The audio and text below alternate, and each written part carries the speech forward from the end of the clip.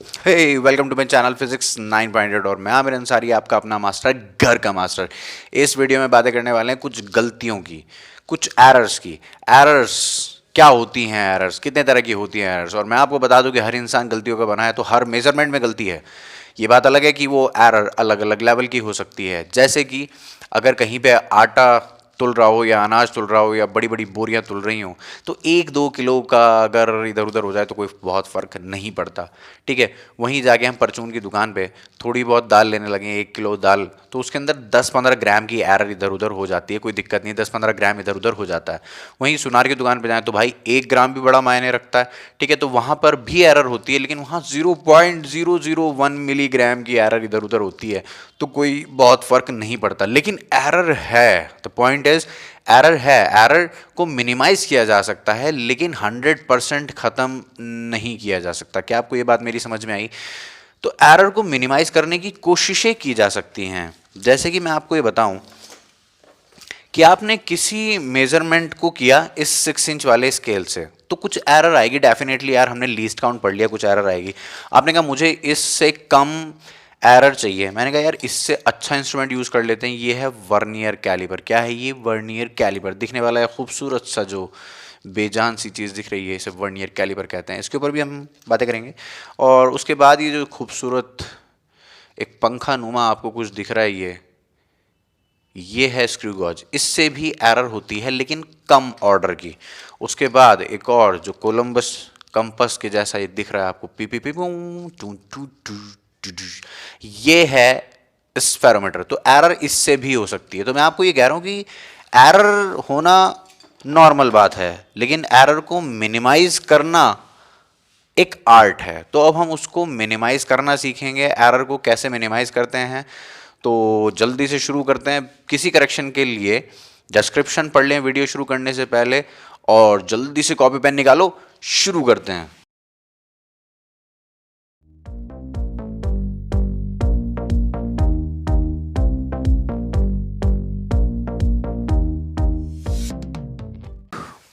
तो हेडिंग है हमारी एरर्स।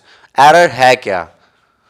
और एरर बताने से पहले मैं आपको बताना चाहता हूं कि ये मेजरमेंट ही क्या है, मतलब मेजरमेंट क्या होता है। What is measurement? तो मेजरमेंट मैं आपको बताऊं, एक कंपैरिजन वाली प्रोसेस है। कैसी प्रोसेस है? कंपैरिजन वाली प्रोसेस। बात समझ, कि मैं कहूं कि ये एक लाइन है, मैंने इसको कहा कि मेरी इस वाली फिंगर की लेंथ से ये ज्यादा है या कम है, तो मैंने कंपैरिजन किया। बाबा क्या किया? कंपैरिजन। या ये जो है, इसको मैंने कुछ स्टैंडर्ड बोल दिया, इसको मैंने क्या बोल दिया? कुछ स्टैंडर्ड बोल दिया। तो मैंने क्या बोला कि यार इससे ज्यादा है, किसके कम? तो तुमने कहा यार इसका इक्वल है। फिर मैंने एक छोटी सी बनाई, इतनी, फिर मैंने कंपेयर किया, तो आपने कहा यार ये इसका आधा है। तो हमेशा कंपैरिजन है। क्या है? कंपैरिजन। तो measurement is a process of comparison. तो जल्दी से एक लाइन लिख डाल यार, कॉपी में सजा दे एक लाइन। क्या लिखेगा? The measuring process is essentially, the measuring process is essentially a process of comparison. बहुत सारी किताबों में लिखी हुई है लाइन। मेजरिंग प्रोसेस, मैं लिखूं क्या?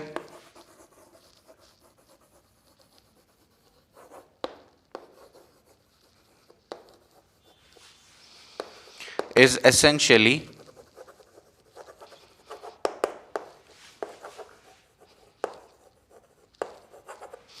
a process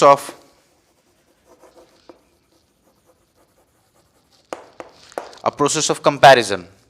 तो measuring process is essentially a process of comparison. बहुत सारी किताबों में लिखी हुई है ये लाइन, बहुत ध्यान से सुनो। तो कंपैरिजन ही किया जाता है हमेशा, मेजरमेंट में हमेशा कंपैरिजन ही किया जाता है। अभी मैंने आपको एक एग्जांपल दिया, यानी कि ये जो 12 इंच वाला स्केल है, इसमें भी हम कंपैरिजन ही करते हैं। जो मार्क लगे हुए हैं उसके अकॉर्डिंग हम कंपेयर करके बता देते हैं कि या क्या ये वहां तक अप टू दी मार्क है मेजरमेंट या नहीं। बात समझ में आ गई है? तो मेजरमेंट एक कैसी प्रोसेस है? कंपैरिजन वाली प्रोसेस है। अब इसके अंदर एरर्स होना कोई बहुत बड़ी बात नहीं यार, एरर्स हो जाती हैं, नॉर्मल प्रोसेस है। समझ में आया क्या? तो एरर होती कितने तरीके की हैं, या एरर खुद क्या होती है? तो मैंने कहा यार, एक वैल्यू को आप और मैं करेक्ट मान लेते हैं, एक वैल्यू को आप और मैं एग्जैक्ट मान लेते हैं कि ये है वो वैल्यू जिसको सही माना जाएगा। अगर आपके पास कोई आई ड्रॉप है, उसके ऊपर लिखा होता है 5 ml या 10 ml मैक्स टू मैक्स, या 15 ml, इतनी ही होती है, तो 15 ml उसके ऊपर लिखा हुआ है, लेकिन जरूरी नहीं उसके अंदर 15 ml ही होगी, उससे कुछ कम ज्यादा हो सकती है, 0.0001 मिलीलीटर कम ज्यादा हो सकती है। लेकिन अब मैंने उसको स्टैंडर्ड मान लिया, मैंने कहा भैया जितनी वॉल्यूम इसके अंदर है वो 5 ml है। अगर वो 5 ml का आई ड्रॉप है तो मैंने 5 ml उसके ऊपर जो लिखा था उसकी जो वॉल्यूम थी उसको स्टैंडर्ड मान लिया, मैंने उससे कंपेयर करना शुरू कर दिया। तो बाबा एरर क्या है कि मैं जो मेजर करता हूं मेरी ऑब्जर्व्ड वैल्यू और जो एग्जैक्ट वैल्यू जिसको मैं मान के बैठा हूं उन दोनों के बीच में जो डिफरेंस है वो एरर है। मान लेते हैं कि मैंने कोई सवाल किया एनसीईआरटी का, एनसीईआरटी को मैं बिल्कुल सही मानता हूं और एनसीईआरटी में जो आंसर लिखा हुआ था वो था 1347 मीटर स्क्वायर, लेकिन मेरा आंसर इसके पास जाके रुक गया। ये मेरी कैलकुलेशन थी 1346 मीटर स्क्वायर। तो जिसको मैं एग्जैक्ट मान के बैठा हूं और जो मेरा आंसर आया है, क्या इनके बीच में कोई डिफरेंस है? इसी डिफरेंस को हम क्या कहते हैं? एरर। तो 1 मीटर स्क्वायर की एरर है ये। क्या है ये? 1 मीटर स्क्वायर की एरर। क्या आपको मेरी बात समझ में आई? तो एरर क्या है जल्दी से लिखो आप, जल्दी से देखो। इसको मैंने क्या कह दिया? True value. Sir true value क्यों कह रहे हैं इसको, या ट्रू वैल्यू क्या होती है? मैंने कहा जिसको मैंने मान लिया, जिसको मैंने मान लिया कि ये ही ट्रू है, ये एग्जैक्ट है, और ये मेरी क्या है? Observed value. किसी ब्लॉक पे लिखा है 5 kg, लेकिन जब आपने उसको ऐसे स्प्रिंग बैलेंस में लटकाया तो आपको पता लगा यार ये तो 4.8 kg आ रहा है, तो वो जो 0.2 kg है वो एरर है। तो लिखो जल्दी से, the difference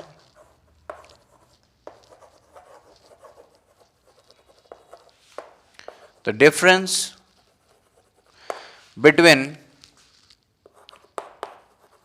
true value and the difference between true value and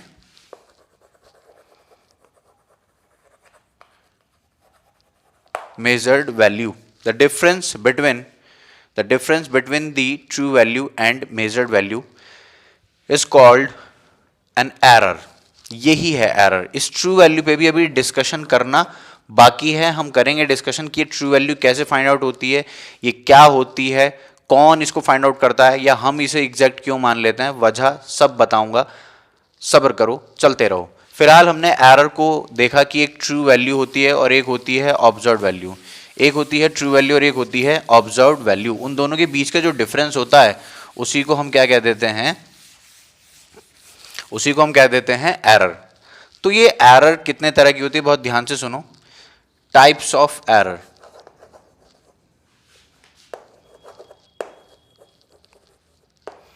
बहुत ध्यान से सुनो।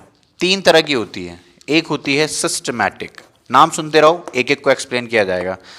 Systematic error. एक होती है रैंडम एरर और एक होती है ग्रॉस एरर।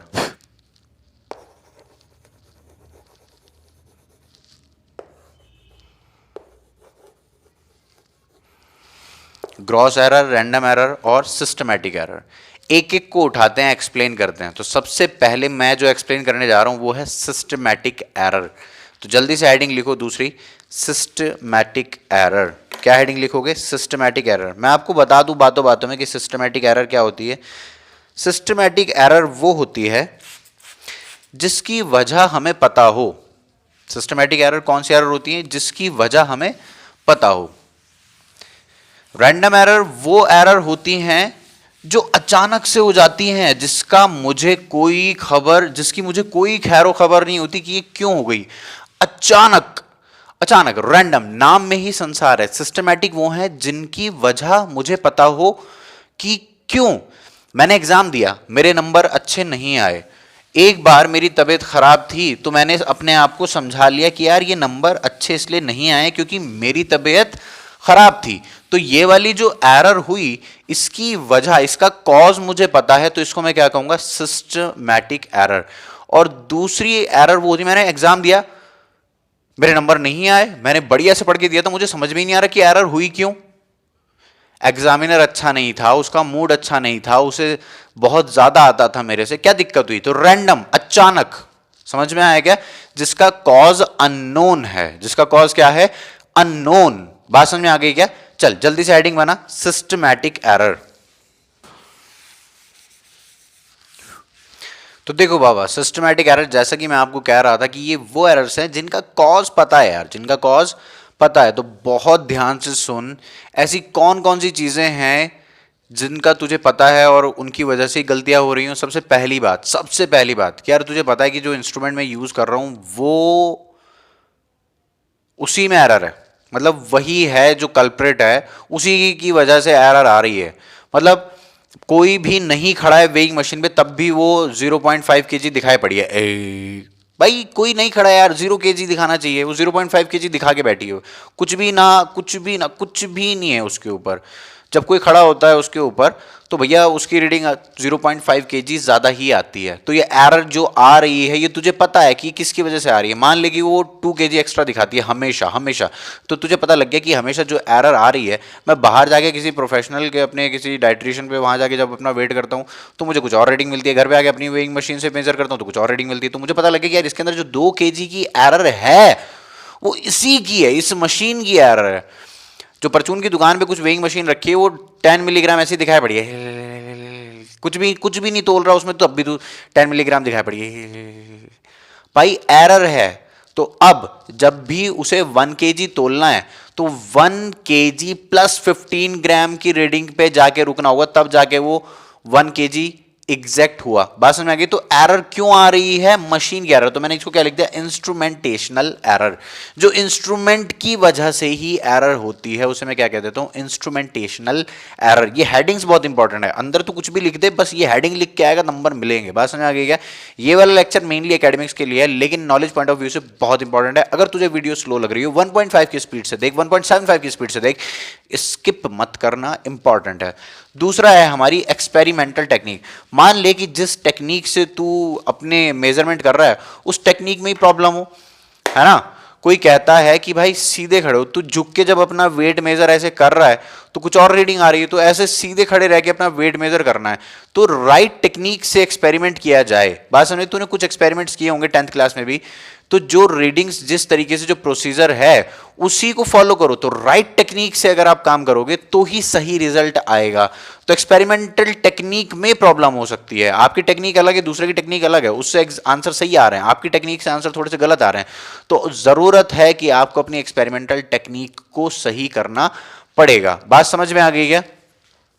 तो बॉडी का टेम्परेचर मेजर करने के लिए हम थर्मोमीटर का यूज करते हैं, तो उसको कहां रखते हैं? यहां पे रखते हैं कि नहीं रखते हैं? कोई कहे कि मैं तो यहां गर्दन के ऐसे दबा लूंगा, कोई कहे मैं यहां पे ऐसे दबा लूंगा, तो यार वहां पे रीडिंग सही नहीं आएगी। समझ में आया क्या? तो एक्सपेरिमेंटल टेक्निक, आप टेम्परेचर कैसे मेजर कर रहे हो, जो सही तरीका है उससे कर रहे हो, या कुछ और अपने मन से कुछ भी, तो एरर्स आ सकते हैं। या धूप में बैठ के तेरा कोई टेम्परेचर मेजर करे, अबे कुछ टेम्परेचर तो जो सनलाइट आ रही है उसकी वजह से भी बढ़ जाएगा। तो हम एक्सपेरिमेंटल टेक्निक को कंसीडर कर रहे हैं या नहीं, ये इंपॉर्टेंट है। तो एक्सपेरिमेंटल टेक्निक की वजह से भी एरर आती हैं। तो सिस्टमेटिक एरर्स वो हो सकती हैं जिनकी वजह हमें पता लग जाए। इंपॉर्टेंट क्या है कि ये किन की वजह से हो सकती हैं? इंस्ट्रूमेंटेशनल एरर हो सकती है, यानी इंस्ट्रूमेंट में ही खराबी हो और हमें पता हो कि यार ये इंस्ट्रूमेंट की खराबी है। और एक है एक्सपेरिमेंटल टेक्निक, हमारी एक्सपेरिमेंटल टेक्निक में ही अगर प्रॉब्लम है तो भी एरर्स हो जाती हैं। एक है पर्सनल एरर। मान ले कि तुझे कोई डिस्टेंस मेजर करना है, तुझे सही दिखता नहीं, ठीक है, इन केस एग्जांपल है। तो मान ले कि तुझे 2 डिवीजन जो है स्केल के, वो सही से तू रीड नहीं कर पा रहा है, तो रीड ये करना था, तूने कर ये लिया, तो एरर आ गई कि नहीं आ गई? तो पर्सनल एरर है। बात समझ में आ गई क्या? कुछ टेस्ट ऐसे होते हैं कि जिनको स्मेल करके पहचानना होता है कि ये कौन सा केमिकल है। बात समझ में आई क्या? केमिस्ट्री की बात है, लेकिन एग्जाम्पल सुन। तो पर्सनल एरर, तो बाबा क्या हुआ कि तूने स्मेल किया, तो तेरी ये जो यहाँ पे जो सेंसिंग ऑर्गन है, जो स्मेल को सेंस करती है, जो तेरी नाक के अंदर कोई ऑर्गन है, तो मान ले कि तेरी उसी में प्रॉब्लम है, तुझे सही से स्मेल नहीं आती तो एरर हो गई कि नहीं होगी। तो इतनी पर्सनल एरर, कुछ लोगों के डिफेक्ट होता है विजन में, उन्हें दूर की चीज नहीं दिखती, पास की चीज नहीं दिखती, तो कुछ इस तरह की एरर्स हैं जो पर्सनल एरर हैं। बात समझ में आ गई क्या? तो पर्सनल एरर हो सकती हैं, उनकी वजह से भी पर्सनल एरर मतलब जो हमारे अंदर डिफेक्ट्स हैं पर्सनल, जैसे विजन का डिफेक्ट है यही सब, तो उसकी वजह से भी एरर आ सकती हैं। बात समझ में आ गई क्या? मान ले मुझे यहाँ का मेजरमेंट करना है, रीडिंग यहाँ पे, और मेरी हाइट कम रह गई जो कि है भी, तो ऐसे कुछ कम रह गई, मैं उसको ऐसे करके देखा, मैंने कुछ कर लिया, ठीक है सही लगा दिया, तो एरर क्यों आई? क्योंकि मेरी पर्सनल प्रॉब्लम थी, उसकी वजह से ये एरर है। बात समझ में आ गई क्या? एक होती है लीस्ट काउंट, हमने डिस्कस किया था कि यार एक स्केल की अगर हम बात करें, स्केल कौन सा, वही हमारा 6 इंच वाला, या वर्नियर कैलिपर, या स्क्रू गॉज, या स्पेरोमीटर भी दिखाया मैंने। तो इन सब की वजह से भी एरर आती हैं, लेकिन उनकी वजह से जो एरर आ रही होगी, उनके लीस्ट काउंट की वजह से जो एरर आ रही होगी, तो उसका कॉज भी हमें पता होगा। मान ले कि 4.9 मिलीमीटर की है कोई चीज़, मैं उसको 4.8 मिलीमीटर बोलने लगा। बात समझ में आ गई क्या? तो ये एरर है, ठीक है, लेकिन लीस्ट काउंट की वजह से आ रही है, तो मुझे पता है कि जो एरर आई है लीस्ट काउंट की वजह से आई। और एक होती है एक्सटर्नल फैक्टर्स। एक्सटर्नल फैक्टर कैसे? मतलब कि बाबा मैं पेंडुलम का टाइम पीरियड मेजर कर रहा हूँ, यहाँ बंद कमरा है, हवाएं नहीं है, एकदम टाइट है मामला, तो यहाँ पे तो पेंडुलम में कोई हवा का फैक्टर काम नहीं करेगा। मान ली यही काम तू इस कमरे की छत पे जाके करने लगे, ठीक है, पंखे वंखे चला ले, कूलर चला ले, अब पता लगा टिक टिक, तो ये दूर जाएगा, मतलब टाइम पीरियड इफेक्ट हो गया कि नहीं हो गया? अब तू कहेगा यार रीडिंग इफेक्ट हो रही, तो रीडिंग इफेक्ट क्यों हो रही है? एक्सटर्नल फैक्टर्स की वजह से हो रही है। बात समझ में आ गई क्या? तो एक्सपेरिमेंट करने लगे जहाँ पे तू टेम्परेचर मेजर कर रहा हो, और उस एक्सपेरिमेंट को तू गर्मियों के टाइम करने लगे, मई जून में, तब एरर आएगी। तो वो एरर और सर्दियों में करने लगे तो रीडिंग्स अलग आएंगी। तो ये जो एरर आएंगी ये किसकी वजह से आई? एक्सटर्नल फैक्टर्स की वजह से आई। एक एक्सपेरिमेंट को तू यहाँ पे एकदम ग्राउंड लेवल पे रह के कर, एक को कर तू वहाँ पे हिमालय पे जाके, और वहाँ पे प्रेशर का रोल हो, तो प्रेशर वहाँ हिमालय पे कम है, यहाँ पे ज़्यादा है। बात समझ में आ गई क्या? तो प्रेशर की वजह से जो चेंज आ रहे हैं वो भी एक्सटर्नल फैक्टर्स हैं। समझ में आया क्या? तो ये सारी चीज़ें आपको क्लियर होनी चाहिए कि सिस्टमैटिक एरर्स में क्या क्या होती है। इनकी वजह हमें पता होती है, instrumentational error, experimental error, personal error, least count error और एक्सटर्नल फैक्टर एरर। नेक्स्ट है हमारी, तो एक और चीज़ देख लेते हैं यार कि हम सिस्टमैटिक एरर्स को मिनिमाइज़ कैसे कर सकते हैं। तो इनको मिनिमाइज़ किया जा सकता है, जैसे कि इंस्ट्रूमेंट की अगर हम बात करें तो एक अच्छा इंस्ट्रूमेंट यूज़ करो। इंस्ट्रूमेंट में अगर ख़राबी है या उसकी एज हो चुकी है, एजिंग फैक्टर्स भी काफ़ी होते हैं, अगर उसकी एज हो चुकी है तो यार नया इंस्ट्रूमेंट उठा के ले गया मार्केट से एकदम चकाचक, उसको यूज़ करो तो एरर्स नहीं आएंगी, ठीक है, उसको ठीक करा लो वगैरह वगैरह। प्रॉपर टेक्निक्स यूज़ करो। अगर आप गलत टेक्निक यूज़ कर रहे थे, गलत एक्सपेरिमेंटल प्रोसेस थी आपकी, तो उसको सही करो, ठीक है। और लीस्ट काउंट को मिनिमाइज करो। लीस्ट काउंट कैसे मिनिमाइज हो सकता है भैया? हाई क्वालिटी का जब आप इंस्ट्रूमेंट लेके आओगे तो उसका लीस्ट काउंट उतना कम होता ही चला जाएगा। हम इसके बारे में बात कर चुके हैं, हम इससे पहली वीडियो में लीस्ट काउंट की बात करी थी, ठीक है। तो नेक्स्ट अब मैं आपसे बात करूंगा रैंडम एरर्स की। किसकी बात करूंगा? Random errors. तो सुनो यार, रैंडम एरर क्या है कि जिसको हम प्रिडिक्ट नहीं कर सकते, वो किस ऑर्डर की होने वाली है, कब होने वाली है, अपने को पता नहीं है। एक छोटा सा एग्जांपल, तू यार टाइम पीरियड मेजर कर रहा है इसका, और बाहर छत पे कब हवा का झोंका आ जाए, कितना ज़्यादा, कितना बड़ा हवा का झोंका आ जाए, पता लगा तू ही उड़ जाए साथ में। समझ में आया क्या? कितना छोटा सा हो तो प्रिडिक्ट नहीं किया जा सकता। समझ में आया क्या? तो कुछ ऐसे फैक्टर्स हैं जिनको आप ट्रेस नहीं कर सकते। तो लिखा यही है, those errors for which occurrence and magnitude of error cannot be trace, cannot be predicted. बात समझ में आ गई क्या?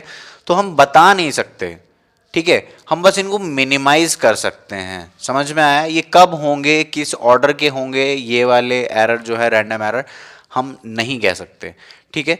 एक और बात मैं आपको बताना चाहता हूं तो ये बात तो नोट कर ली ना कि यार कब होगा, किस ऑर्डर का होगा, नहीं बताया जा सकता। मैं आपको एक बात बताना चाहता हूं, छोटे ऑर्डर की जो एरर है उसके होने के चांसेस ज़्यादा हैं। मतलब ऐसे तो मेजर कर रहा है, छोटी छोटी हवा की झोंक आने से छोटे छोटे से एरर आने लगे हैं, बहुत फ्रिक्वेंट है। मतलब छोटे एरर की जो फ्रीक्वेंसी है वो बहुत ज़्यादा है, उसके चांसेस बहुत ज़्यादा हैं।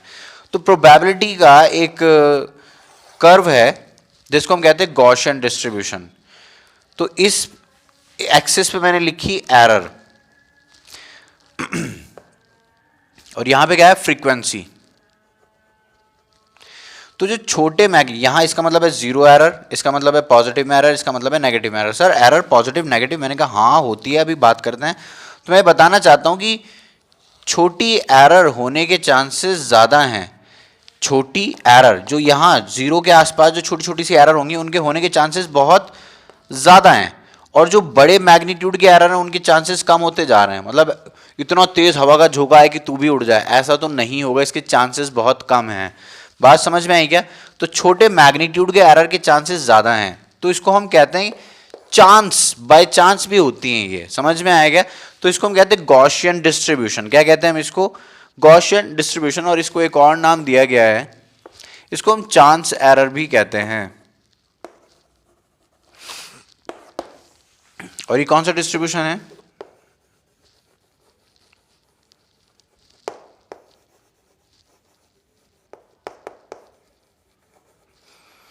ये डिस्ट्रीब्यूशन ऐसा है कि जो छोटे मैग्नीट्यूड के लिए ज्यादा चांसेस दिखाता है और बड़े मैग्नीट्यूड के लिए कम चांसेस दिखाता है, तो इसको हम गॉसियन डिस्ट्रीब्यूशन भी कहते हैं। ठीक है, तो रैंडम एरर्स के बारे में कुछ इतना डिस्कशन है हमारे पास, समझ में आया? इनको मिनिमाइज कर सकते हैं। मिनिमाइज कैसे कर सकते हैं? एवरेजिंग टेक्निक से। एवरेजिंग टेक्निक इतनी पावरफुल टेक्निक है कि आप और मैं उसका अंदाज़ा भी नहीं लगा सकते कि वो कितनी पावरफुल और कितनी एक्यूरेट टेक्निक है। कि हम क्या करते हैं, हम बहुत सारी रीडिंग्स लेते हैं और उनका एवरेज कर देते हैं, तो एवरेज से हम एक्यूरेसी के पास पहुंच जाते हैं। ये मैं अभी बताऊंगा आपको। ठीक है, तो ये अगर समझ लिया हो आपने, जल्दी से नोट कर लो। तो लिख भी दी मैंने line, random errors can be minimised by repeating the experiment as many times as you can and then by taking average. तो एवरेज लेने से हम एक्यूरेसी के पास पहुंच जाते हैं, जैसा कि मैं अभी आपको बता भी रहा था। चलो जल्दी से कॉपी कर लो इसको, फिर मैं आपको ग्रॉस एरर बता रहा हूं।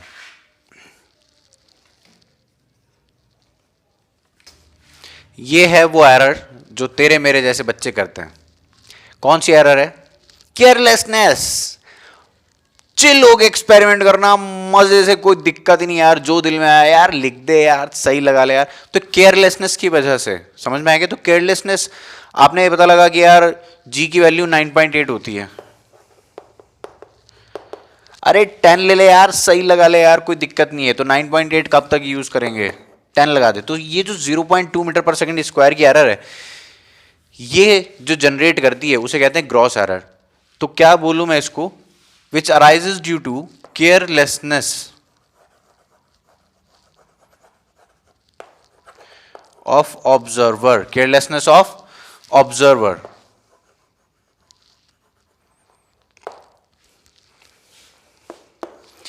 कैलकुलेशन में सही वैल्यूज ना यूज करना, अप्रोक्सीमेट वैल्यूज ये ले लेना।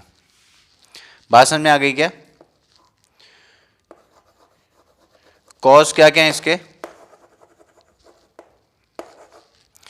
Using approximate values of reading.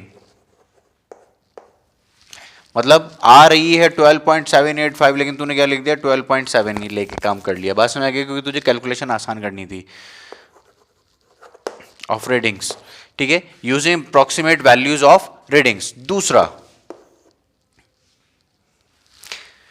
External factors को कंसीडर ना करना। टेम्परेचर ज्यादा हो रहा है, अपने को कोई फर्क ही नहीं पड़ा, गर्मी में कर रहे हैं, सर्दी में कर रहे हैं, कब कर रहे हैं, तो by ignoring external factors, carelessness है ना। तो इम्प्रॉपर अरेंजमेंट्स हो, इंस्ट्रूमेंट को सही से सेट ना किया हो, ठीक है, कहीं भी स्क्रू टाइट करने थे, तूने उसको ढीला ही छोड़ दिया और कहा कि ठीक है यार, कौन सा इसको आंधी तूफान उड़ा के लेके जा रहा है, तूने ऐसे ही चलाना शुरू कर दिया, ठीक है, तो भैया वहाँ पे उसकी वजह से जो एरर आएगी वो ग्रॉस एरर है। तूने रीडिंग्स को इम्प्रॉपरली रिकॉर्ड कर लिया, मतलब आग कुछ रही थी, तूने कहा सही सही लगा लिया यार, इतना नहीं अजीब सा लग रहा है, सही लगा लिया, तूने अपने मन से ही काम कर रहा है, तो केयरलेसनेस एटीट्यूड है। तो इसको भी हम मिनिमाइज कर सकते हैं, बस एक ही चीज़ करनी है, क्या करनी है? ध्यान से काम करना है, ठीक है। तो यही लिखा भी रहता है बुक में, ठीक है, अपनी अटेंशन को बढ़ानी है, केयरलेसनेस को घटाना है, तो एरर्स रिमूव हो जाएंगी। वीडियो ख़त्म होते होते इस वीडियो के लास्ट में एक छोटी सी बात बहुत ध्यान से सुन, नोट है तेरे लिए। जो सिस्टमेटिक एरर्स हैं वो पॉजिटिव भी हो सकती हैं और नेगेटिव भी हो सकती हैं। बात समझ में आ गई क्या? इसको पॉज करके नोट कर, मैं एक छोटा सा नोट लिखवाता हूँ तुझे। तो सिस्टमेटिक एरर हो, रैंडम एरर्स हो, ये मैग्नीट्यूड में पॉजिटिव भी हो सकती हैं और नेगेटिव भी हो सकती हैं। बात समझ में आई क्या? तो बाबा नेक्स्ट वीडियो में हम सीखने जा रहे हैं मैथमेटिकल कैलकुलेशन क्या कैसे होती है, ठीक है, जिसके ऊपर सवाल आते हैं। ये तो था कि एक ओवरव्यू की एरर होती क्या है, बात समझ में आई। नेक्स्ट वीडियो में बात करने वाले हैं एब्सोल्यूट एरर, एवरेज एरर, बहुत सारे सवालों के साथ, मजेदार एकदम। तब तक के लिए बोबो, सी यू सून, एंजॉय।